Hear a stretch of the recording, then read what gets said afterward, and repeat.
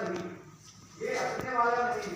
इसका तो केवल एक ही निवारण है कि भगवान की शरणागति हो जाए। और जब तक ये मत्सर नहीं जाएगा तब तक भगवान की कृपा होने वाली नहीं है। इसलिए गोस्वामी जी कहते हैं, निर्मल मन जन सो मोहि पावा, मोहे कपट छल छिद्र न भावा। मन को निर्मल बनाना चाहिए, अपने मन को निर्मल बनाओ। और जो व्यक्ति निर्मल होता है उस पर ही भगवान की कृपा होती है। निर्मल मन किस प्रकार का होता है? जैसे एक 5 साल का बालक होता है, छोटे छोटे बच्चे आपस में लड़ भी जाते हैं और फिर एक हो जाते हैं, उनके अंदर कोई द्वेष की भावना नहीं होती। जैसे बड़े बुजुर्ग लोग, बड़े आदमी होते हैं, किसी से यदि लड़ाई हो गई तो उनसे बात करना बंद कर देते, उनके घर नहीं जाते, उनको अपने उत्सवों में, विवाह आदि में उनको आमंत्रण नहीं देते हैं। लेकिन छोटे छोटे बालकों में ये भावना नहीं होती है, वे लड़ भी जाते हैं और फिर खेलते कूदते भी हैं।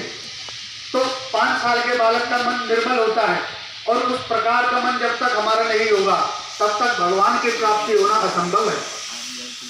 और जब अगर हम निर्मल हो गए तो फिर हम यदि सुनने की इच्छा भी करें तो भी मुक्त ही। एक बार मुझे घटना याद आ गई। 5 साल का ही बालक था,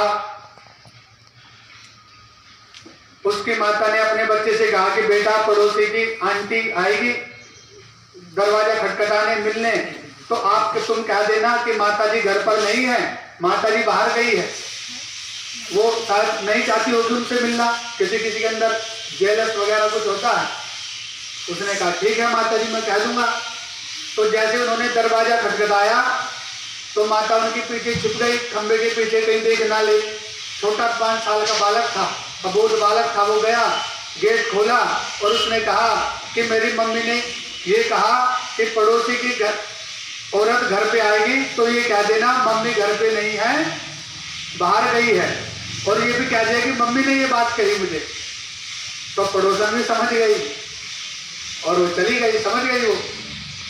तो माता जी बाहर निकली और एक लगाया अपने बेटे के, बोले अरे महामूर्ख, इतना शब्द बोला। अब बच्चा भी सोच रहा है कि मम्मी ने ही तो कहा था कि औरत पड़ोसी घर पे आएगी और ये कह देना मम्मी घर पे नहीं, बाहर गई है, और मैं वैसे ही बोला हूँ, तो मुझे मारा क्यों?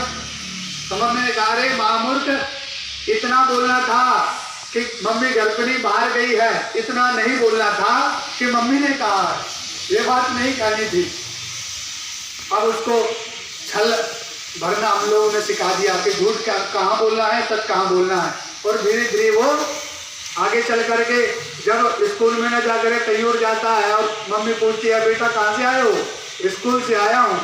तुमने तो सिखाया है झूठ कहाँ बोलना है और सच कहाँ बोलना है। तो हम लोग ऐसा करते हैं अपने